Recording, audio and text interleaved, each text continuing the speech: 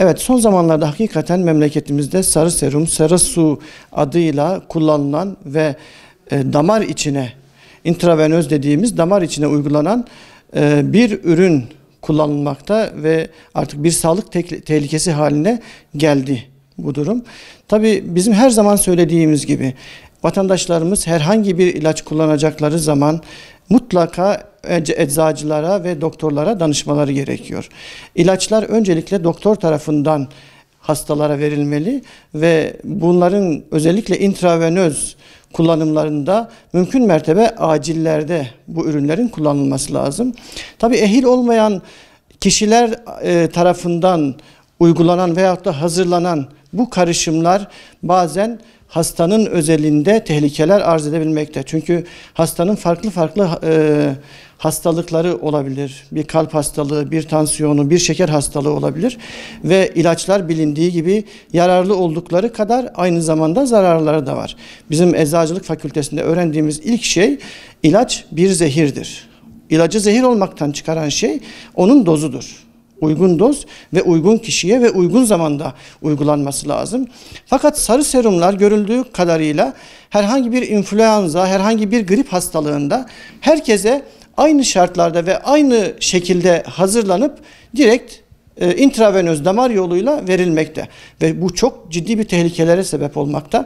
Özellikle intravenöz uygulamalarda bizim gördüğümüz anafilaktik şoklar var. Anafilaktik şoklarda hasta vücut o ilacı hemen algılayamıyor ve onu bir yabancı madde olarak görüyor.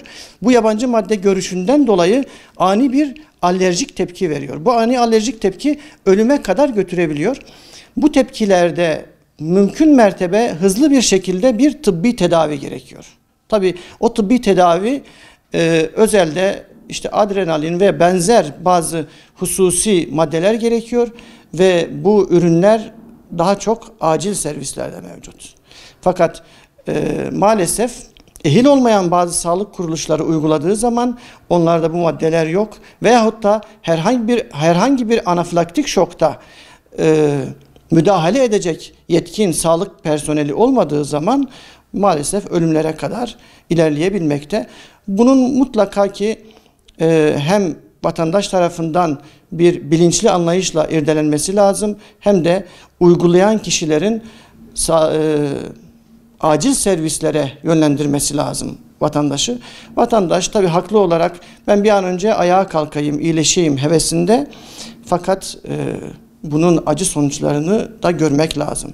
Evet, belki herkeste olmuyor bu anafilaktik şoklar ama yaşandı mı hayat kalitesini düşürebilecek sonuçlara kadar hatta hayatı sonlandırabilecek yerlere kadar gidebilmekte bu olay.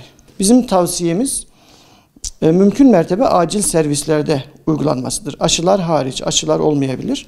Fakat intravenözlerde, damar içine olanlarda mümkün mertebe acillerde kullanılması ve bir ürün bitene kadar da acilde kalınmasını tavsiye ediyoruz biz. Vatandaş ne kadar ısrarcı olursa olsun hiçbir şekilde buna tevessül etmemek lazım. Onun dediği şekilde değil de doktorun yönlendireceği şekilde bir tedavi uygulamak en doğrusu ve en güzelidir.